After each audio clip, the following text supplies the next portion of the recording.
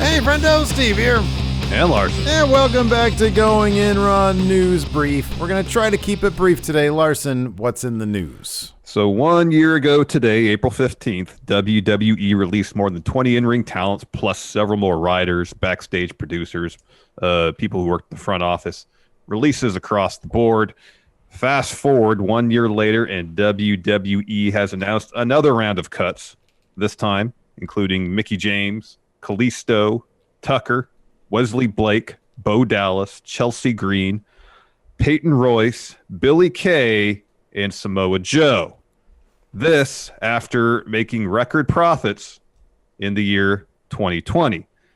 Sean Ross Sapp is reporting that, quote, John Laurinaitis has been making the calls to talent and citing budget cuts as the reason for the WWE releases. I mean, I don't even know where to start with this. I mean, first of all, we should be surprised by the tone deafness of WWE to do this 1 year to the day of releasing a bunch of people in the midst of a global pandemic. And then now doing the same thing exactly a year later, not too long after reports of record profits. And then, if John Laurinaitis is calling up talents, telling them they've been cut, citing budget cuts. It's like we all know the WWE is swimming in a vast pool of money. I don't know. I mean, and then you got Peyton and Billy, who were pretty darn successful as a tag team, the Iiconics.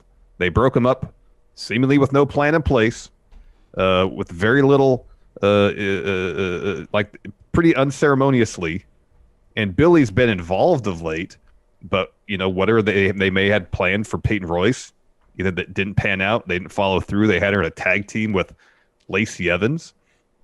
There's several instances here of talents who Tucker, they broke up Heavy Machinery, had him turn on Otis, and I think he was on TV once or twice after that.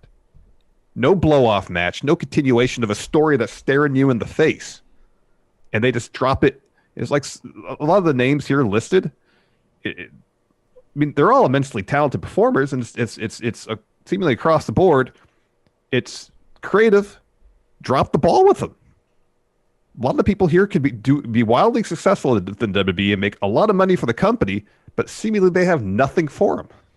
Yeah, there's three names here that really sort of stand out. I mean, I get the thing is, like there's a couple names that really stand out in terms of like when I say creative, I should say Vince McMahon and Bruce Pritchard probably. Well, I don't know. That's where the buck stops, I think that like with Samoa Joe and Billie Kay are the ones that, and I'll be honest, Samoa Joe, Billie Kay, and Chelsea Green stand out as particularly egregious examples. Now I understand that Chelsea Green 2 times she debuted and literally on her debut she was injured, and that's awful for her. You and I have seen sort of firsthand just how charismatic she is. Oh yeah. In a very short period of time from her debut in wrestling. I think like her, when she was doing some really great work in Impact, it was only a couple of years after she actually started wrestling. It was a very short period of time. Her upside is tremendous. She has all the potential in the world. It surprised me that they would keep some people on through, either a lack of creative or injuries and not her. Cause I think that she could have done quite a bit in the ring. That surprises me. Billie Kay is a head scratcher. I mean, I just don't think you let go of anybody with that kind of charisma. Somebody who every time she's on camera, she steals, the show. That is very surprising to me. Yeah. Samoa Joe is also very surprising, but it's going to be interesting to see what the final story on that is. I right before we went on, I looked up this article from February. I remember we talked about it on News Brief, but I don't remember exactly what the details were. So in terms of his concussion issues, he had an interview with Uproxx back in late February, where he said, I think right now, well, I mean, granted, this is, Yeah, so a little less. Yeah, it was a little less than 2 weeks, 2 months ago. He says, I think right now we've learned a lot medically about concussions and recovery, and we're taking the safest and best approach, and I appreciate it. WWE Medical, they've been great and understanding and wonderful. So I think at this time we're just taking the best course of action, and obviously some things have been delayed just because of the pandemic and medical availability and liability being in places and traveling to get evaluations and stuff. So, I mean, there's been some technical holdups as well as of just a very careful approach to my return and recovery, and I appreciate it. And I'm all aboard. You know, I would rather take this time and miss a large, considerable amount of time than potentially this getting more serious. It took WWE a lot to talk me down, but after seeing medically what I've seen, I agree with them, and we're just taking our time with it and trying to do it right. Now, you never know, you know, not being privy to his medical records, you never know how much of that might have been towing the company line, you know, saying what needed to be said. If we were to take him at his word here, which I see no reason not to, it's a complicated situation with him. Yes. And on top of that, his actual release maybe is more complicated than simply a budget cut thing with him. With some of these other names, I would understand that. And to be honest with you, if a company doesn't have something for people creatively, like last year was kind of like, man, you're in the middle of a pandemic. You have record profits. You would actually get a lot of goodwill by just keeping these people on. Yeah. And in fact, the practice of mass layoffs is ugly anyways. It's like, if you look at people on an individual basis around and I know we're on contract season, maybe all these people have the contracts around the same time, but it's like, I don't know. I don't know. Doing this in waves, it just always garners bad attention. And maybe that doesn't matter. I mean, maybe that doesn't matter. Maybe like it's like, well, the internet cries about it for 2 days, and then, you know, they stop and things move on, and then we watch the latest takeover, latest pay-per-view, or latest Raw, you know? So it's like, I understand that it probably doesn't affect the company all that much to do it. It just looks bad. It does look bad. It does look bad. And, but yeah, I mean, I hope to see Joe wrestle again. I have no idea what his medical condition is. Even if he can't wrestle, I don't care where I see him. I like to see him. You know, somebody brought up either in our chat or on Twitter, like the idea of Joe and Taz on commentary in AEW sounds like a dream scenario. Well, that's the thing with Joe is he's proven himself to be an excellent commentator. You think a man of his immense knowledge and expertise in the world of professional wrestling would be an asset in any capacity. Yeah. You know, whether it's on commentary, whether it's helping out, producing, teaching at the PC. You know, granted, I don't know what if any of that aligns with his own ambitions and you know what his medical status is. That's another aspect to consider. But that's the type of guy in some capacity you will probably want to keep within your company, because he's probably an immensely valuable asset, regardless of what role he's in. Yeah. Yeah. So it'll be interesting when he goes on oral sessions or Talk as Jericho or whatever. It'll be interesting to hear his story. You know, dude, you never want to see anybody lose their job. It just absolutely sucks. It does. And, you know, they produce an ungodly amount of TV with apparently more on the horizon. You'd think that they would have, you know, space for these people. But at the end of the day, if you're a company and you're like, man, I don't have anything for you to do, you know, for guys like, you know, Bo Dallas, who hasn't been on TV since like 2019. And I mean, Kalisto's kind of crazy too, because that guy's immensely talented. I don't know why you couldn't find something to do with him if you're trying to build your cruiserweight division in NXT. Yeah, I mean, I don't know. Mickey James is another type, kind of like Samoa Joe, in that you think that like backstage she would be an invaluable resource. She was doing stuff on the announcing side at the last takeover. Yeah, I mean, she fortunately, called the kickoff show match on night 2. Fortunately, we're in a much better position now in terms of the world of wrestling than we were a year ago when those layoffs happened. And there are a ton more options with a lot more shows opening up with, you know, all these, I mean, a Samoa Joe Twitch channel, a Billy Kay Twitch channel. You know what I mean? Like, there are a lot more options now for wrestlers who have built a name for themselves to make money independently and still be able to ply their trade. Honestly, I don't know if you'd ever want to do this. Samoa Joe should go straight to Hollywood. Like seriously, that dude could be a movie star. Like I'd Yeah, I know. you know, I know. Well, he's done some voice acting before, so yeah, he has. Yeah, he was the what's the sharks, the Sly Stallone's shark character in Suicide Squad, but he's in the video game coming up with that. Yeah, he's King Shark in that. Yeah. So yeah, I mean it's tough. You don't want to see anybody lose their job, but there are a lot of opportunities. Tucker, a guy who haven't seen in forever. He tweeted out, what was it, Freedom Baby or something like that. Yeah, he said he's got some stories to tell, and Mickey James tweeted out. It was a very appreciative tweet. I don't know, man. It's just it's as you mentioned, it's difficult when you see people lose their jobs. Just wish the best for everybody who was released today, and hopefully they find greater success outside of WWE than they did within it. Mm-hmm, absolutely. And speaking of success, holy crap, didn't see this happening. Apparently AEW unopposed can now get some of the best ratings in history, at least their history. AEW scored its second highest ratings ever yesterday, bringing over 1.2 million overall viewers, garnering a .44 in the all-important 18 to 49 demo. Second place. On cable television. That's absolutely phenomenal. It'll be very interesting to see what the breakdown is like. What was the big draw here? Because I thought it was a great show. It was a really well done show. It was a really good show, but on paper, like going through the when they announced the card, or you go through the preview, it's like, okay, this looks like it could be a good show, but there's not, apart from Tyson there wasn't like a huge grab, something that would grab a viewer who may not normally watch AEW. So this is simply a thing where, apparently up to 50% or a 50% increase roughly of AEW's audience were choosing to watch NXT on Wednesday nights. But now that they both run opposed, of course, NXT's ratings are up there around 800,000. So it'd be interesting to see if, going forward with a larger sample size, if these numbers hold, if it was really a situation where there was that many viewers who were just choosing one show or the other, obviously, and then now they're on different nights, don't have to make that choice anymore. I always figured that there was I think anecdotally during the few months ago that they were unopposed, it seemed like there was around 100 to 150,000 people who would actually choose one or the other, and then they would get that boost if they were unopposed. What were they at last week? Like 800,000? Less than that. They was around 700. Jeez. Yeah, this is going to be interesting to see if it holds. AEW's around 800,000 typically. To get a 50% boost is something else. Yeah, that's pretty fantastic. Yeah, that's great. There was also a pretty fantastic. We did a watch along for NXT UK this week.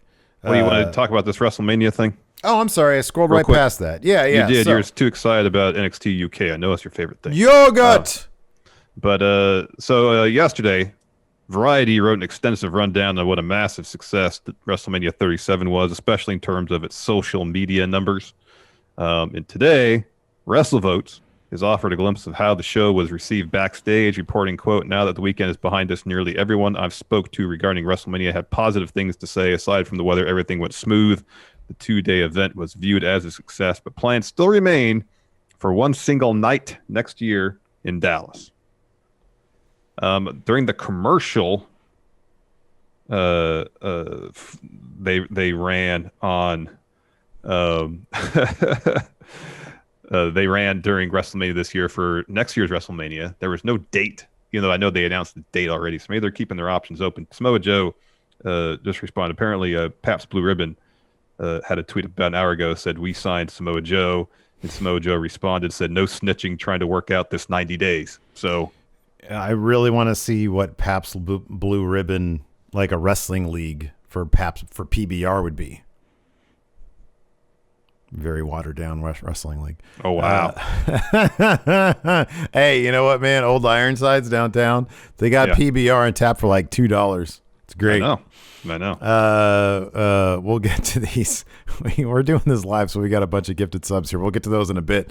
Let's talk about NXT UK here, man. There you go. Opened up with number one. We did a watch along.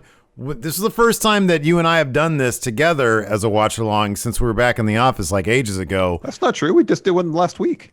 Well, for Prelude, that was a bit different. That was like regular TV. What did you think of NXT UK TV now that it's been about like a year and a half since we've done that?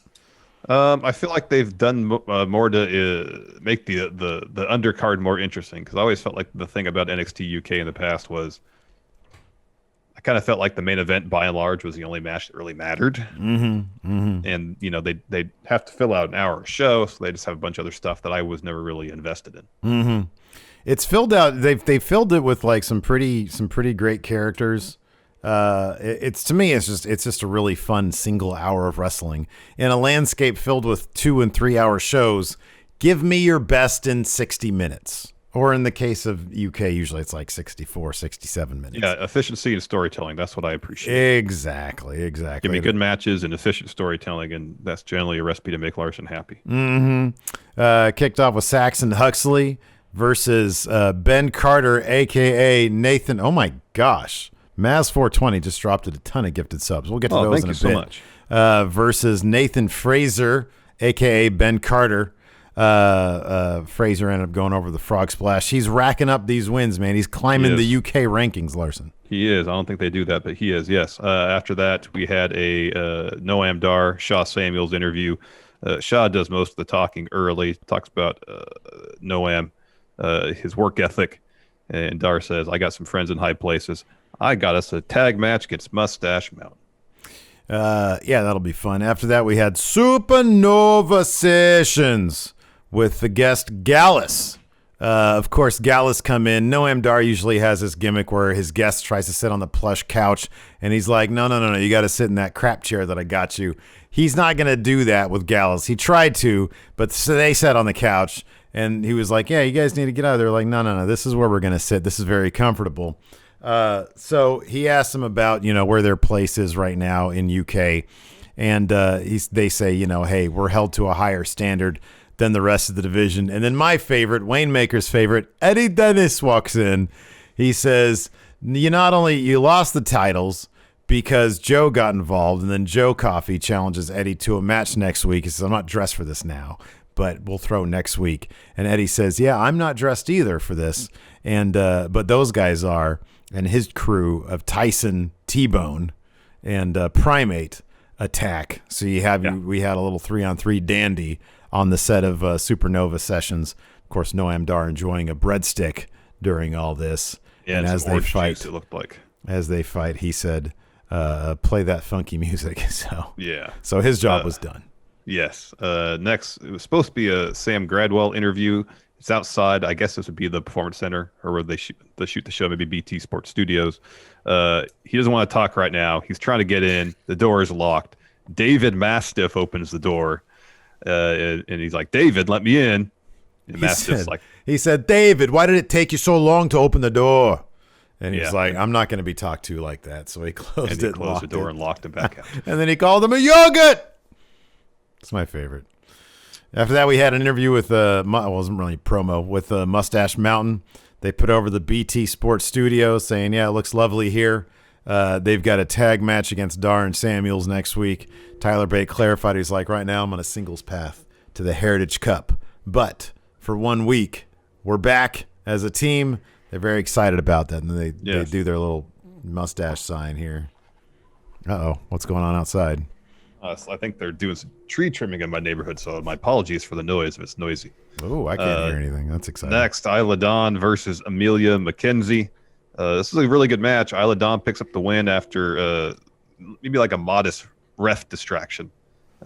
She hits Amelia with a head kick and then a bridging half-and-half suplex to get the pin. Aren't we just allowed to continue to call her Millie?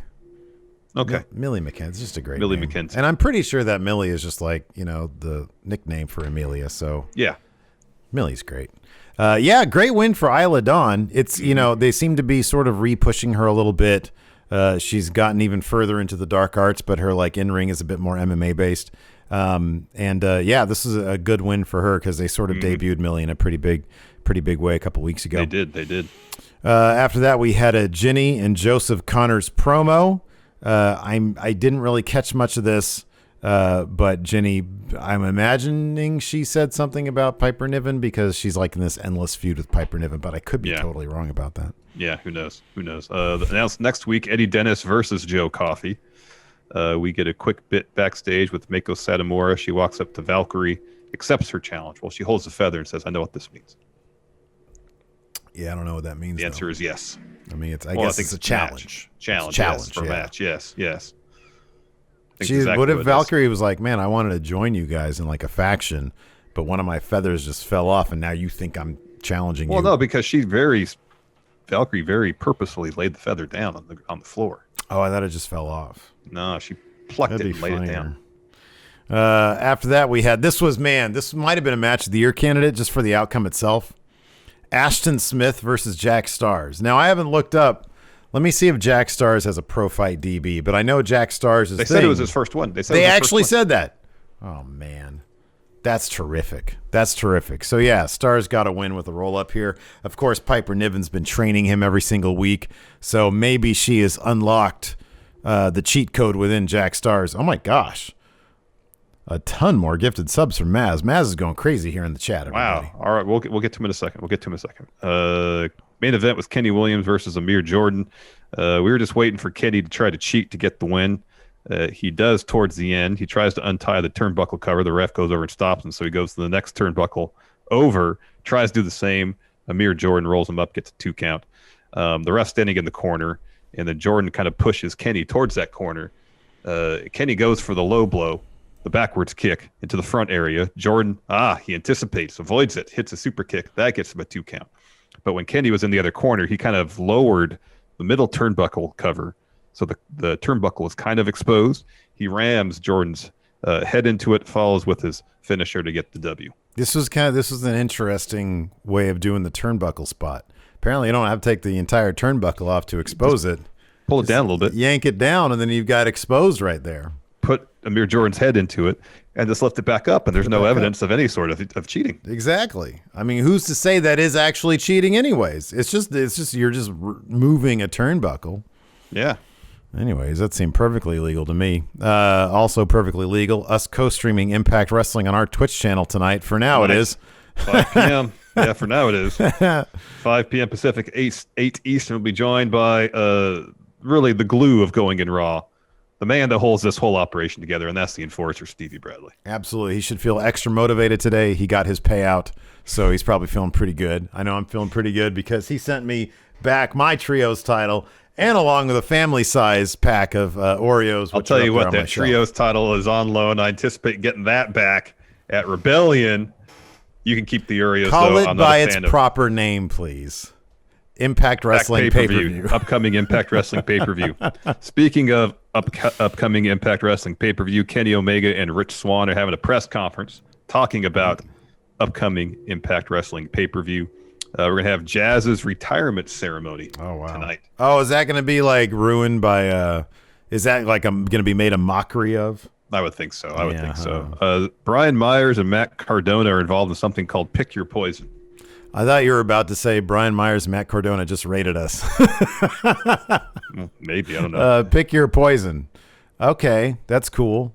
The blurb about it was kind of unclear what it was. Anyways, the one match announced TJP versus Josh Alexander. Oh, that's going to be a good one. That's cool. That should be a good match. Yeah, it should be a lot of fun. Impact Wrestling streams are always a lot of fun. So hang out with us on the Twitch, twitch.tv/Steven Larson, 5 p.m. Pacific, 8 p.m. Eastern. Thanks, everybody, for tuning in. We appreciate it. Till next time, we'll talk to you later. Goodbye. Help support Going In Raw today by becoming a Friendo Club TV member. You'll get access to new bonus episodes every week, including Friendo Club Arcade, Live Power Rank, Vintage 10 for the Wins, and Ask Steven Larson. Get access to Friendo Club TV today by becoming a $5 and up patron at patreon.com/Steven Larson, by throwing us a sub at twitch.tv/Steven Larson, or by clicking join at youtube.com/Steven Larson.